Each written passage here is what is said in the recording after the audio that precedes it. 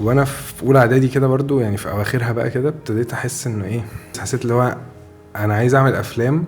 في نوع كده من الافلام، عارف انت اللي هو تتفرج عليه كده تحس انت عايز تقوم تعمل حاجه. كتبت فيلم كده تعبان طبعا ده وانت في اعدادي؟ كتبت فيلم كده وحش قوي في كشكول. وكان ليا 2 صحابي في الفصل، الاتنين عايزين برضه يعملوا افلام. وكان بابايا عنده الكاميرا الكانون ليجري اللي بتتفتح الهاندي كام دي. هاندي كام. فخدتها ونزلنا قدام. هو كان برضه مش عايزني ابعد بيها عن البيت عشان كان خايف بقى. خايف على الكاميرا. كان خايف على الكاميرا يحصل لها حاجه. اعمل اللي انت عايزه بس الكاميرا خلي بالك منها. فنزلت بالكاميرا دي وبتاع. وكان فيلم عبيط جدا ان هو كان واحد بيتسرق منه شنطه.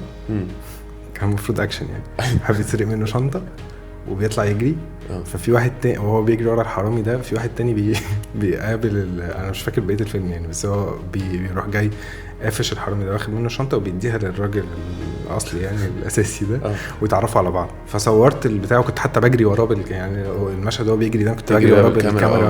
ومفيش بقى عشان هاند هيلد بقى مفيش وما كنتش عارف مونتاج يعني. بتفاجئ دلوقتي لما بفكر فيها انا ما كنتش عارف المونتاج، لان انا فاكر لما كنت بصورهم هم بيتعرفوا على بعض كنت بروح اصور مثلا الولد ده وهو بيقول ازيك عامل ايه، بروح قاطع وتصور التاني. الحمد لله مش عارف ان هو ممكن يكمل كل كلامه، واروح قاطع واروح مصور التالت وهو بيرد وهكذا.